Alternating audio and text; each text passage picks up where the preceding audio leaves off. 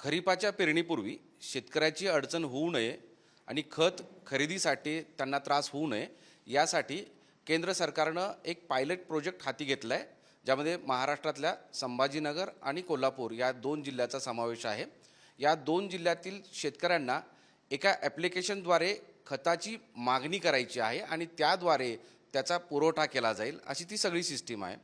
पण गेल्या आठवडाभरापासून या दोन्ही जिल्ह्यातील शेतकरी सध्या त्रस्त झाले आहेत। विशेषतः छत्रपती संभाजीनगर जिल्ह्यातील म्हणजे मराठवाडा विभागातील शेतकऱ्यांना ॲप्लिकेशनवरून ती सगळी खत खरेदी करताना अनेक अडचणी येत आहेत आणि ते तक्रारीसुद्धा करत आहेत। मग नेमक्या अडचणी काय आहेत हे जेव्हा शेतकऱ्यांनी सांगितलं, त्याचं उत्तर शोधण्यासाठी आम्ही जिल्हा कृषी अधीक्षकाकडे आलो आहे। दीपक गवळी सर आपल्यासोबत आहेत। सर, शेतकऱ्यांच्या तक्रारी आहेत। असं होतं की तक्रारी होऊ नयेत किंवा शेतकऱ्यांच्या समोर अडचणी येऊ नये म्हणून ॲप्लिकेशन करायचं ठरवलं, पण ते कमी न होता ते अधिक वाढायला लागलेत। आता काय करायचं? नमस्कार। याचं सर्वप्रथम मी आपल्याला सांगू इच्छितो की हा जो पायलट प्रोजेक्ट आहे, हा पायलट प्रोजेक्ट छत्रपती संभाजीनगर आणि कोल्हापूर या दोन जिल्ह्यामध्ये 5 जून या दिवशी लॉन्च झालेला आहे आणि फ्रेमवर्क फॉर फर्टिलायझर सेल असं ते मोबाईल ॲप्लिकेशन आहे। ते शेतकऱ्यांना आपल्याला सवलत देणार आहे की ते घरी बसल्या बसल्या त्यांनी खत बुकिंग करायचं आहे आणि ह्या खत बुकिंग केल्यानंतर त्याला ॲप्लिकेशन जे आहे ते अँड्रॉइडवरती डाउनलोड करायचं आहे। डाउनलोड केल्यानंतर त्याला ते त्याची आधार आणि जो त्याचा ID आहे, फार्मर ID, त्या दोन्हीपैकी एक याचा वापर करून त्याला ते रजिस्टर करायचं आहे। रजिस्टर झाल्यानंतर त्याला त्याची जमीन निवडायची आहे। जमीन निवडल्यानंतर त्याला पीक निवडायचं आहे। पीक निवडल्यानंतर तो त्याला ज्या पिकाच्या गरजेनुसार जे काही आवश्यक खताचं रिकमेंडेशन आहे तो खताचं रिकमेंडेशन दाखवतो। ते रिकमेंडेशन दाखवल्यानंतर शेतकऱ्यांनी त्याला सिलेक्ट करून पुढे जायचं आहे। पुढे गेल्यानंतर त्याला तो दुकानदार कोणते आहे आणि ते खतं कुठे कुठे अवेलेबल आहे तो त्याला दाखवतो। ते खतं दुकानदार सिलेक्ट केल्यानंतर ते खत कोणत्या दुकानात अवेलेबल आहे तो त्याला ऑप्शन तिथे दिसतो। त्याच्यानंतर पुढचा टप्पा असा आहे की शेतकऱ्यांनी ते स्वतः घ्यायला जायचं आहे की त्यांचं कोणी प्रतिनिधी ते पाठवणार आहे। हे दोन ऑप्शन त्याच्यामध्ये आहे। जर शेतकरी स्वतः जाऊ शकत नसेल, तो समजा काही म्हातारे आहेत किंवा काही वयस्कर आहेत, त्या लोकांना जाणं शक्य होत नाही, तर त्यांच्या वतीने त्यांचा मुलगा जाणार आहे। असं तो स्वतः जाणार नसेल तर त्या मुलाचं आधार कार्ड त्याच्यात टाकायचं आहे। आधार कार्ड टाकल्यानंतर तो दुकानात गेल्यानंतर तो जो आधार कार्ड टाकतो तर ते टाकल्यानंतर ते QR कोड जनरेट होतो। तो QR कोड त्यांनी जायचं आहे, दुकानात गेल्यानंतर तो QR कोड स्कॅन होतो आणि स्कॅन केल्यानंतर त्याला जी खताची मात्रा आहे ती खताची मात्रा आणि त्याची किती बिल होते त्याची सगळी माहिती त्याच्यासमोर येते आणि तो खत घेऊन जाऊ शकतो। ही अशी एकंदरीत त्याची प्रक्रिया आहे। आता हा पायलट प्रोजेक्ट आहे। थोडं सुरुवातीला याच्यामध्ये पहिल्या दिवशी बुकिंगला अडचणी येत होत्या, तर बुकिंगच्या अडचणी पहिल्या दिवशी आम्ही पूर्ण सेंट्रल टीमसोबत आमच्या माननीय जे सचिव महोदय आहे राज्याचे, त्यांच्याशी डायरेक्ट रोज ते आमची एक तास मीटिंग आमची होते। काय काय अडचणी फील्डवरती येतात त्या सर्व अडचणी आपण त्यांना कळवलेल्या आहेत आणि हळूहळू 2 दिवसामध्ये ते जे बुकिंगचं ॲप्लिकेशन आहे, सुरुवातीला पहिल्या दिवशी बुकिंगला अडचण येत होती, परंतु दुपारच्या नंतर ती अडचण सॉल्व्ह झाली, बुकिंग मोठ्या प्रमाणात झाली। नंतर दुसऱ्या दिवशी जे बुक झालेलं आहे, आता हे बुक आज केल्यानंतर उद्या तुम्हाला QR कोड उद्या आणि परवा असं ॲक्टिव्ह होतो। आज बुक केल्यानंतर उद्या सकाळी तुम्ही ते दुकानात जाऊन खत घेऊ शकता आणि परवा 2 दिवस असा त्याचा ऑप्शन आहे। तिसऱ्या दिवशी जर तुम्ही गेले नाही तर तो ऑटोमॅटिक त्याची बुकिंग रद्द होऊन जाते, तो परत करू शकतो। फक्त काही कारणास्तव त्याला जर जाणं झालं नाही तर तो ती बुकिंग करू शकत नाही। तर सुरुवातीच्या याच्यामध्ये थोडी अडचण येत होती, तर त्या ज्या अडचणी येत होत्या त्या अडचणी सॉल्व्ह झाल्या। नंतर अडचण यायला लागली की बुकिंग झाल्यानंतर ते QR कोड स्कॅन होत नाही। ही सगळ्यात मोठा आमच्यापर्यंत आलेला विषय आहे की तो QR कोड स्कॅन होत नाही।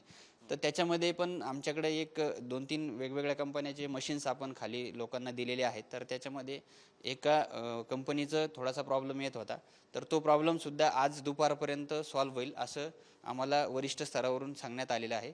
आज 12 वाजेपर्यंत तो पूर्ण ते अविरतपणे ते लोक काम करत आहेत आणि दुपारच्या नंतर तो जो स्कॅनिंगचा विषय येतोय तो ती अडचण राहणार नाही असं त्यांनी आपल्याला ग्वाही दिलेली आहे।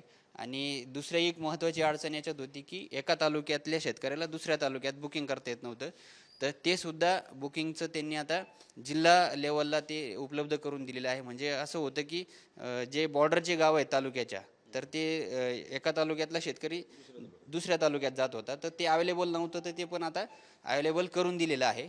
दुसरी महत्त्वाची अडचण जी येत होती शेतकऱ्याचं थंब येत नव्हता. तर ते थंब येत नव्हता तर तो थंबसुद्धा आता या थंबच्या जर येत नसेल तर त्याच्या आधारावरती OTP येणार आहे. तर OTP येऊन तो व्हेरिफिकेशन होणार आहे. तर ह्या ज्या महत्त्वाच्या 2-4 अडचणी आहेत आपल्या, तर त्या अडचणी आज दुपारपर्यंत सगळ्या दूर होतील. काही झालेल्या आहेत, काही राहिल्या त्या ज्या अडचणी त्या दुपारपर्यंत होतील. आणि मला सांगायला एक अजून तुम्हाला आनंद वाटेल की 5 जूनपासून ते आतापर्यंत 30,000 शेतकऱ्यांनी हे ॲप्लिकेशनच्या माध्यमातून बुकिंग केलेलं आहे. 30,000च्या अगेन्स्ट 5,000 शेतकऱ्यांनी आपलं हे बुकिंगच्या माध्यमातून 2 दिवसात त्यांना जर डाटा जर आपण बघितला तर ती बुकिंग आपली झालेली आहे जवळपास 29,937चा एक एक्झॅक्ट आकडा जर सांगायचा तर शेतकऱ्याचा. आणि खताची जर टोटल क्वांटिटी जर बघितली आपण तर 11,000 मेट्रिक टनाची क्वांटिटी बुक झालेली आहे. आणि 5,588 शेतकऱ्यांनी QR कोड स्कॅन करून 2199 म्हणजे 2200 मेट्रिक टनाचा जो खताचा साठा आहे तो त्यांना त्या QR कोडच्या माध्यमातून सेल झालेला आहे.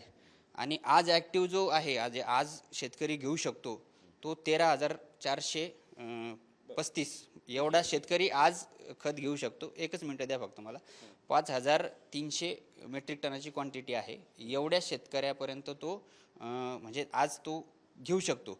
आता याच्यामध्ये जी अडचण येत होती किंवा एक्सपायर झालेली, आता ते जे चांगल्या गोष्टी त्या पण आपण सांगतो. आणि त्याच्यात आता 2 दिवसाच्या नंतरची जी म्हणजे 2 दिवस होऊन गेले त्याला, असे शेतकरी जवळपास 6,000 शेतकरी आहे की ते 2 दिवसात त्यांनी खत नेलं नाही, त्याचं एक्सपायर झालेलं आहे बुकिंग, तर ते पुन्हा बुक करू शकतात. म्हणजे अशा पद्धतीचं हा डाटा आपल्याकडे आहे.